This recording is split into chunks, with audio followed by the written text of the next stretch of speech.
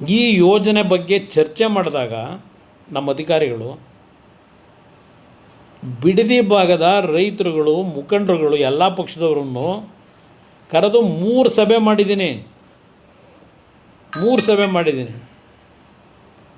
ಆ 3 ಸಭೆಯಲ್ಲಿ ಜನಗಳು ಕೊಟ್ಟಂಥ ಅಭಿಪ್ರಾಯಗಳು, ಹೆಣ್ಣುಮಕ್ಕಳು ಸಹ ಬಂದಿದ್ದರು ಆ ಸಂದರ್ಭದಲ್ಲಿ. ಅದೆಲ್ಲ ಇನ್ನೂ ಕೆಲವರು ಬದುಕಿದ್ದಾರೆ. ಅವತ್ತು ಏನೇ ನಡೆದಿದೆ ಘಟನೆ ಅನ್ನೋದು ನಾನಿಲ್ಲಿ ಈಗ ಕತೆ ಕಟ್ಟಬೇಕಾಗಿಲ್ಲ. ಇದೆಲ್ಲ ನಡೆದಿರ್ತಕ್ಕಂಥದ್ದು ಬದುಕಿದ್ದಾರೆ. ಆ ಸಂದರ್ಭದಲ್ಲಿ ಯಾವೊಂದು ಕೇಂದ್ರ ಸರ್ಕಾರ SEZ ಒಂದು ಆ್ಯಕ್ಟನ್ನು ತಂದರು 2005. ಎಲ್ಲ ರಾಜ್ಯದ ಮುಖ್ಯಮಂತ್ರಿಗಳಿಗೆ, ಮುಖ್ಯ ಕಾರ್ಯದರ್ಶಿಗಳಿಗೆ ಪತ್ರ ಬರೀತಾರೆ ಕೇಂದ್ರ ಸರ್ಕಾರ. ಅವತ್ತು ಮನಮೋಹನ್ ಸಿಂಗ್ ಪ್ರೈಮ್ ಮಿನಿಸ್ಟ್ರು ಪತ್ರ ಬರೆದು SEZ ಜಾರಿಗೆ ತರಲಿಕ್ಕೆ ಇನ್ನು 2 ತಿಂಗಳಲ್ಲಿ ನಿಮ್ಮ ಪ್ರಸ್ತಾವನೆಗಳನ್ನು ಕೊಡಬೇಕು ಅಂತ ಹೇಳಿ ಇಡೀ ದೇಶದ ಎಲ್ಲ ರಾಜ್ಯದ ಮುಖ್ಯಮಂತ್ರಿಗಳಿಗೆ ಪತ್ರ ಬರೆದರು, ಮುಖ್ಯಮಂತ್ರಿಗಳ ಮುಖ್ಯ ಕಾರ್ಯದರ್ಶಿಗಳಿಗೆ. ಅದರ ಹಿನ್ನೆಲೆಯಲ್ಲಿ ಕೆಲವು ಅಧಿಕಾರಿಗಳು ಸಭೆಗಳು ಮಾಡಿದ್ದು ನಿಜ. ನನ್ನ ಅಧ್ಯಕ್ಷತೆಯಲ್ಲಿ ಸಭೆಗಳು ನಡೆದಿದೆ. ಅದೆಲ್ಲ ಡಾಕ್ಯುಮೆಂಟ್ ಇರ್ತದೆ, ಅದೆಲ್ಲ ಸಭೆಗಳಾಗಿರ್ತಕ್ಕಂಥದ್ದು. ಆ ಸಂದರ್ಭದಲ್ಲಿ 5 ಟೌನ್ಶಿಪ್ಪನ್ನು ಮಾಡ್ತಕ್ಕಂಥದ್ದು ಒಂದು ಚರ್ಚೆಗಳಿಗೆ ಬಂತು, ಚರ್ಚೆ ಹಂತದಲ್ಲಿ ಇತ್ತು.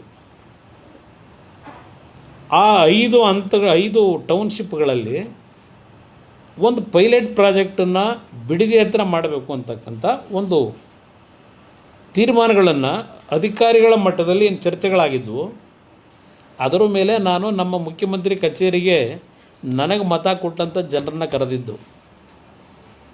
ನಾನು ಜನಗಳನ್ನು ಏಕಾಏಕಿ ಎತ್ತು ಹೊರಗೆ ಹಾಕಬೇಕು ಅಂತ ಮಾಡಿದಂಥ ಕಾರ್ಯಕ್ರಮ ಅಲ್ಲಪ್ಪ. 3 ಬಾರಿ ಮೀಟಿಂಗ್ ಮಾಡಿದ್ದೀನಿ. ಈಗ ನೀವು ಮಾಡ್ತಿರೋದೇನು, ಮೊದಲನೇ ನೋಟಿಫಿಕೇಷನ್ ಮಾಡೋದಕ್ಕಿಂತ ಮುಂಚೆ 20 ಜನ ರೈತರನ್ನ ವಿಧಾನಸೌಧಕ್ಕೆ ಕರೆಸ್ಕೊಳ್ಳಿಲ್ಲ. ನೀವು ಕರೆಸ್ಕೊಂಡಿದ್ದೆಲ್ಲಿಗೆ? ಸರ್ಕಾರದಲ್ಲಿ ಸುಳ್ಳು ದಾಖಲೆಗಳನ್ನು ಸೃಷ್ಟಿ ಮಾಡಿ ಕಟ್ಟಿದಿರಲ್ಲಪ್ಪ. ಒಂದು ನ್ಯಾಷನಲ್ ಎಂಥ ಸ್ಕೂಲ್ ಅದು, ನ್ಯಾಷನಲ್ ಪಬ್ಲಿಕ್ ಸ್ಕೂಲು. ಏನು ಪಾಪ ಜನಕ್ಕೆ ಚಾರಿಟಿ ಎಜುಕೇಷನ್ ಕೊಡ್ತಾ ಇರೋದು, ಅಲ್ಲಿ ಫ್ರೀ ಎಜುಕೇಷನ್ ಕೊಡ್ತಾವ್ರೆ. ಸರ್ಕಾರಿ ದಾಖಲೆಗಳನ್ನು ತಿದ್ದಿ ಇದನ್ನು ಕದ್ದು ಅವನ್ನೆಲ್ಲ ದಾಖಲೆ ಮಿಸ್ಸಿಂಗು ಅಂತ ಹೇಳಿ ಒಬ್ಬ ರಿಟೈರ್ಡ್ ಅಧಿಕಾರಿ ಒಂದು 100 ಬಾರಿ ನನ್ನ ಹತ್ರ ಬಂದರು. ಪಾಪ ಬೀದಿಗೆ ತಗೊಂಡು ನಿಲ್ಲಿಸಿದಾರಲ್ಲಪ್ಪ. ಆ ಕೆಲಸ ನಾನು ಬಿಡದಿ ರೈತರಿಗೆ ಮಾಡೋಕ್ಕೆ ಹೊರಟಿರಲಿಲ್ಲ. ಹೇಳಕ್ಕೆ ಚರಿತ್ರೆ ಭಾಳ ಇದ್ದಾವೆ. ಇಲ್ಲಿ ಪ್ರಶ್ನೆ ಆ ರೈತರುಗಳದ್ದು ಒಂದು ಭಾಗ. ನಂತರ ಯಾತಕ್ಕೆ HK ಪಾಟೀಲ್ರನ್ನ ಜೊತೆಲಿ ಕೂರಿಸ್ಕೊಳ್ಳಿಲ್ಲ? ಇವತ್ತು MB ಪಾಟೀಲ್ನ ಕೂರಿಸ್ಕೊಂಡಿದ್ದೀರಿ. MB ಪಾಟೀಲ್ದು ಗೊತ್ತು ನಮಗೆ. MB ಪಾಟೀಲೆಲ್ಲ ಸತೀಶ್ ಯೋಜನಾ ಸಮಿತಿಯಲ್ಲಿ ಇದ್ದಿದ್ದು. ಅವತ್ತು ಸತೀಶ್ ಯೋಜನಾ ಸಮಿತಿ ಚೇರ್ಮನ್ನು ನಿಮ್ಮ HK ಪಾಟೀಲ್ರು. ಎಲ್ಲಿದೆ ಆ ರಿಪೋರ್ಟು ಸತೀಶ್ ಯೋಜನಾ ಸಮಿತಿದು? ಇಡೀ ಜನಗಳ ಮುಂದೆ. ಅದರ ಹಿನ್ನೆಲೆಯಲ್ಲಿ ವಿಧಾನಸಭೆಯಲ್ಲಿ ಚರ್ಚೆ ಆಯ್ತಲ್ಲಪ್ಪ. ಸಭೆಯಲ್ಲಿ ನೀನು ಭಾಗವಹಿಸಿದ್ದಲ್ಲಪ್ಪ. ನೀವು ಭಾಗವಹಿಸಿ ಏನೇನು ಚರ್ಚೆ ಮಾಡಿದ್ರಿ? ಶಿವಕುಮಾರು, ಸಿದ್ದರಾಮಯ್ಯ, ಮಲ್ಲಿಕಾರ್ಜುನ್ ಖರ್ಗೆ, ಧರ್ಮಸಿಂಗು, ಶ್ರೀರಾಮರೆಡ್ಡಿ, ಮಾಧುಸ್ವಾಮಿ,